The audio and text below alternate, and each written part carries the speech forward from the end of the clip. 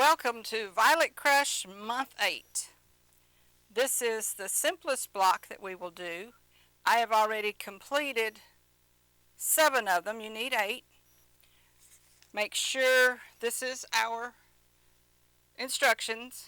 As you're cutting this out, make sure you label every piece of fabric. And I like to make a copy of this and check off each fabric as I get it cut. That way I don't get lost. And then I like to spread it out on the board with my information. I have my instructions in front of me, so I know I'm going to start here and then we're going around. And each time we will stop and press. So let's get sewing. Sorry I have to get in the video to be able to get started, but I think we'll do okay. I line everything up, 1/4 inch seam before you start sewing any block. Make sure you have a 1/4 inch seam. We're only going to sew one little piece at a time. When you're doing your 8, you can chain sew, which makes it much faster. I always use leaders and enders so that my fabric doesn't get pulled down in with the feed dogs.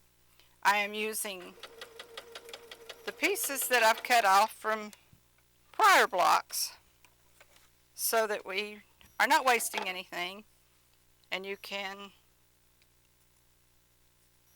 have little small half square triangles.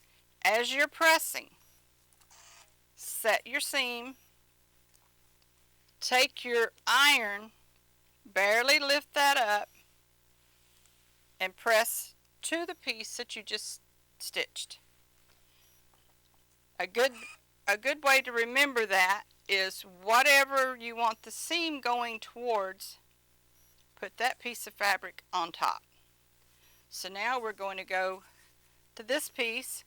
I like to put my strip on the bottom because with these seams it's very easy to flip them. If your seam is on top, you can make sure it's going to be sewn down in the correct direction.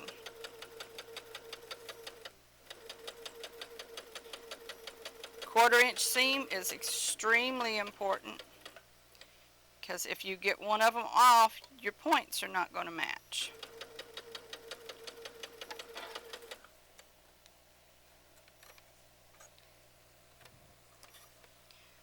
Just trim that off, put it aside.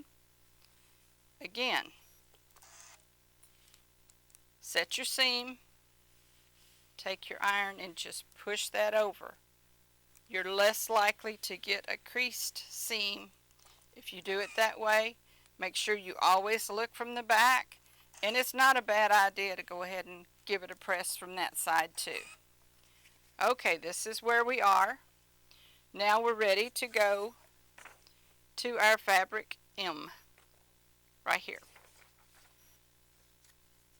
Save all your little labels because this quilt requires labels, labels, labels. Once again, seam on top, 1/4 inch seam. I know I sound repetitive, but sometimes we get so excited getting close to being finished that we forget to pay attention. And if you don't want to save all these little pieces, you can just sew on them and then toss them when they get full. That piece on top, press, press. Now we go to the next one. If you're sewing all 8 of them, it's much better, but I didn't want you to have to sit here and watch me sew through 8 blocks before we had a complete one to show. And remember, there's like 49 blocks in this quilt.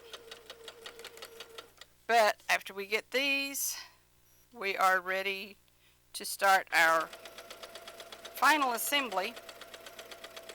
So that will be our next lesson. But as for right now, it's a little more difficult doing this while teaching than it is just sitting in your own sewing room sewing. But don't forget to press. You can use one of the little handheld rollers. Let me give you like this. I don't like these. They tend to stretch your fabric. This is just the smartest way to do it. Now we're ready to go to the next round.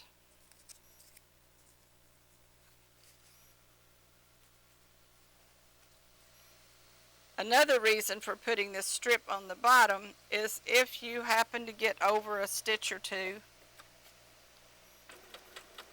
and your adjoining strip is a little longer, your feed dogs will help absorb that length so that you still have a correct seam.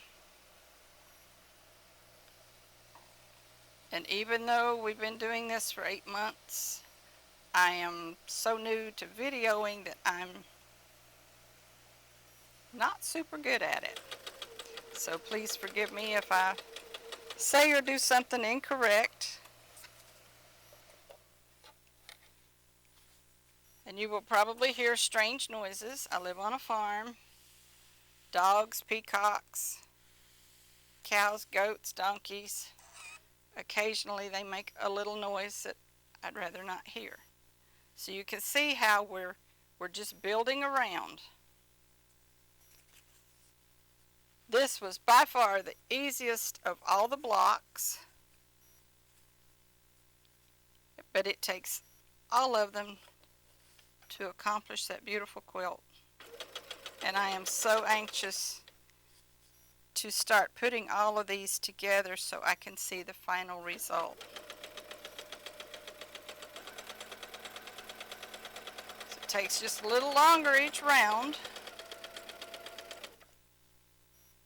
but we're not in any hurry. We're on the final stretch. There is a lot of work in the final assembly because we have to put sashing around all of the blocks. But this has been a beautiful quilt. The fabric is so nice. It's absolutely the best fabric I think I've ever used in a quilt. It feels nice. It's easy to handle. So here we are at this point. This is where we, oops, sorry.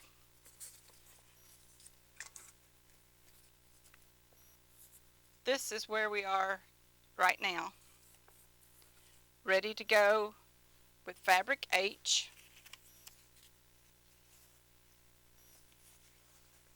Once again, put your seams on top. And I do know this is the best way because I've had to take a few seams apart because they went the wrong way as the feed dogs got them. So if we do it right the first time, then we don't have to go back, because there's nothing worse than unsewing.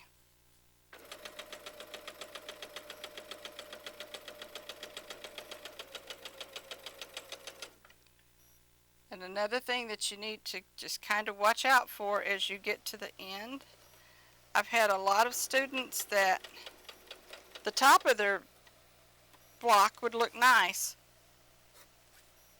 but when they got to the bottom, they would get excited and wiggle one way or the other. So your seams would not be consistent if you do that.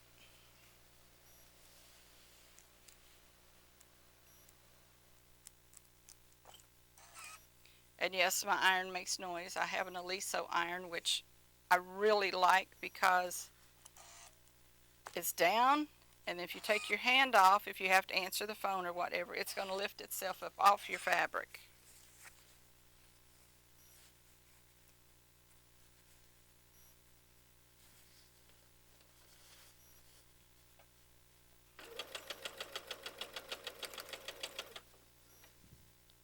Make sure all your edges are even. Keep that 1/4 inch seam going.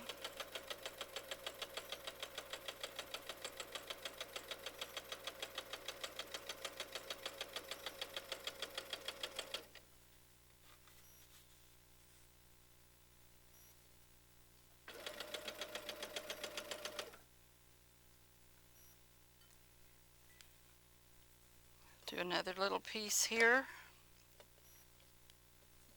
This was one of the most important things that I ever learned sewing, because there was so many times that you'd get started and your fabric would just get pulled down in that hole, and it not only messes up your fabric, it messes up your day.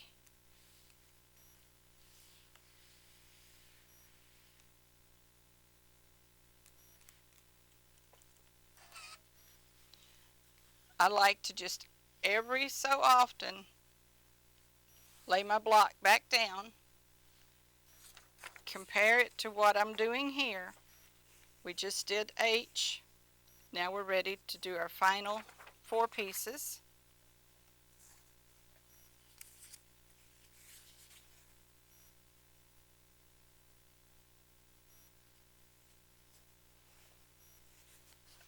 This is where you really can get in trouble if you don't put your seam side up.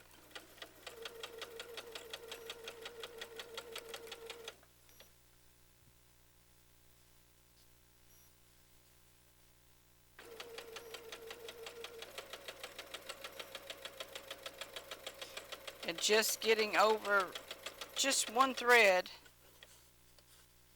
on each round can throw your finished size off by as much as a 1/4 of an inch. So you have to be really careful with your 1/4 inch seams and your hand placement.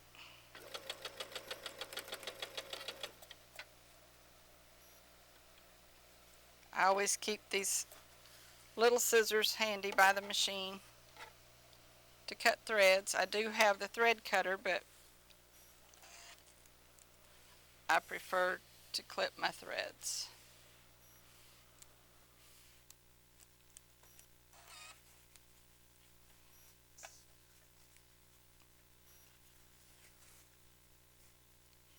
I also like to put the picture of the block in front of my machine so I can constantly look up and see for sure that I'm using the right fabrics. There's 15 different fabrics used in this quilt, so it's really easy to get confused, because some of them are the same pattern, just different shades.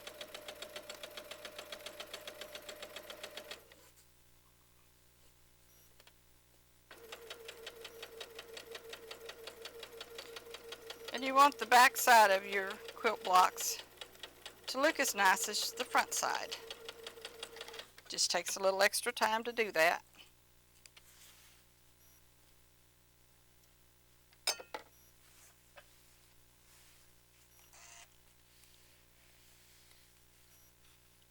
Two more pieces.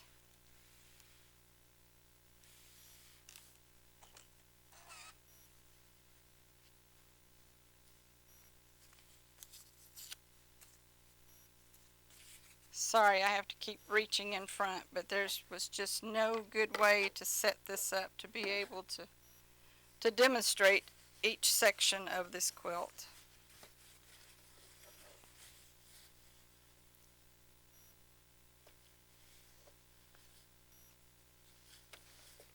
Last 2 pieces.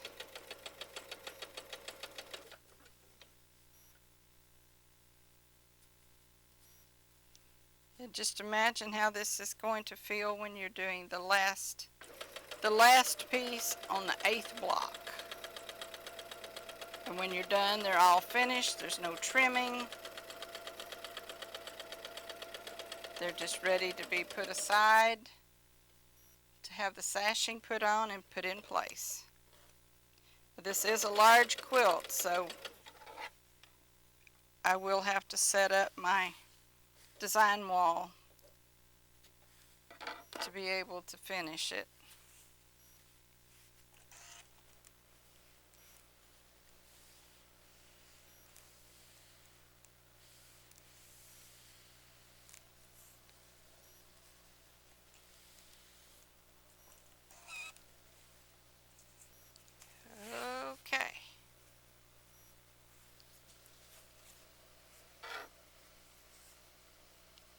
I love doing log cabins. They're very easy to sew. Mindless sewing. They are so pretty. It's a good way to use up scrap fabric.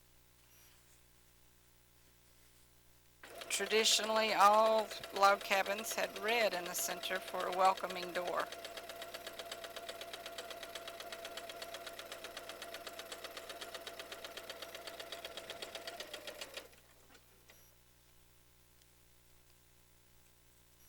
One more little ender on here.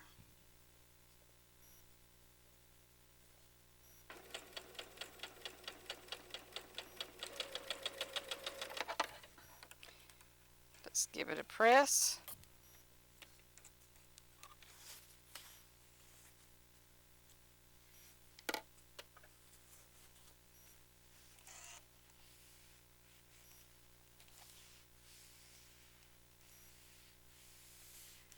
And there we go. Completed block to go with the other 7. So now all of these are ready for sashing and assembly. If you have any questions, send me a message on Facebook. I'll be glad to help in any way I can. See you next month. Thank you.